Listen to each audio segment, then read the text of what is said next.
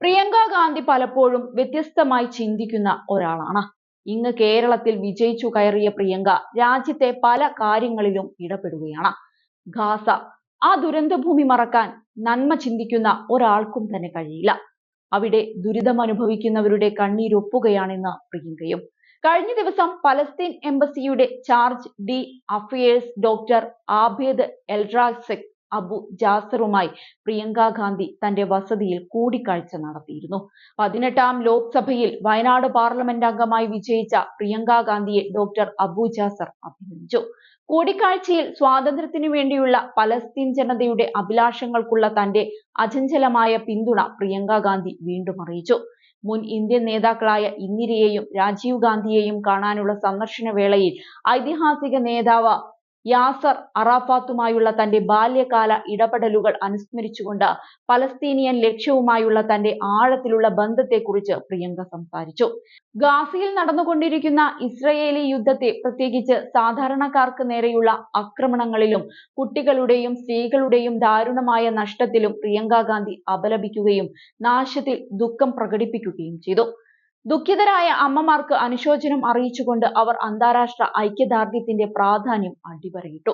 Doctor Abu Jasar പശ്ചിമേഷ്യൻ ഇന്ത്യയുടെ നിർണായക പങ്കിനെ ഊന്നി പറഞ്ഞു. വെടിനിർത്തൽ സുഗമമാക്കാനും പലസ്തീന്റെ പുനർനിർമ്മാണത്തെ പിന്തുണയ്ക്കാനും സമാധാനം കെട്ടിപ്പടുക്കുന്നതിനുള്ള സംരംഭങ്ങളിൽ ഏർപ്പെടാനും ഇന്ത്യയെ അദ്ദേഹം പ്രേരിപ്പിച്ചു. പലസ്തീനുമായുള്ള ഇന്ത്യയുടെ ചരിത്രപരമായ ബന്ധത്തെയും ന്യായമായ ആവശ്യങ്ങൾക്ക് പിന്തുണ നൽകുന്ന രാഷ്ട്രീയ പാരമ്പര്യത്തെയും അദ്ദേഹം പ്രശംസിക്കുകയുണ്ടായി.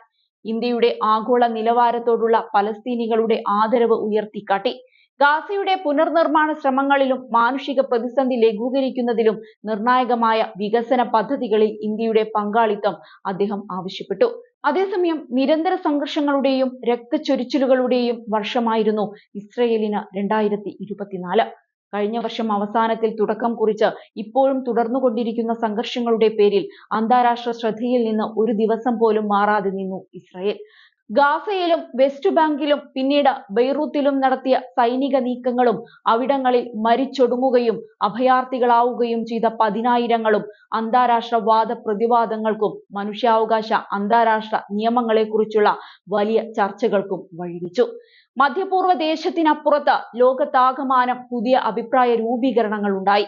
അയൽ രാജ്യങ്ങളുമായുള്ള സമവാക്യങ്ങൾ മാറി. സൈനിക പ്രതിരോധ സാങ്കേതിക ശേഷിയെക്കുറിച്ചും അവയുടെ ഉപയോഗത്തെക്കുറിച്ചു പോലും ചോദ്യങ്ങൾ ഉയർന്ന ഒന്നിലധികം സന്ദർഭങ്ങളുണ്ടായി.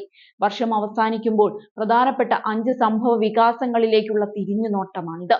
2023 ഒക്ടോബർ 7 ഇസ്രായേലിൽ ഹമാസ് നടത്തിയ അപ്രതീക്ഷിത ആക്രമണത്തിൽ 1400-ൽ അധികം ഇസ്രായേൽ പൗരന്മാർ കൊല്ലപ്പെടുകയും 200ഓളം പേരെ ഹമാസ് ബന്ദികളാക്കുകയും ചെയ്തു. ദിവസങ്ങൾക്കകം തിരിച്ചടി തുടങ്ങിയ ഇസ്രായേൽ അതിശക്തമായ സൈനിക നടപടിയാണ് കൈക്കൊണ്ടത്. 2024 ഡിസംബറിലെ കണക്കുകൾ പ്രകാരം ഏകദേശം 45,000 പലസ്തീനികൾ ഇസ്രായേലിന്റെ ആക്രമണത്തിൽ കൊല്ലപ്പെട്ടു. ഇവരിൽ 70% പേർ സ്ത്രീകളും കുട്ടികളുമാണെന്നും കണക്കുകൾ പറയുന്നുണ്ട്. ഭക്ഷണവും വെള്ളവും മരുന്നുകളും കിട്ടാതെ അതീവ ദുരിതത്തിൽ മരിച്ചു ജീവിക്കുന്ന പതിനായിരങ്ങൾ വേറെയും.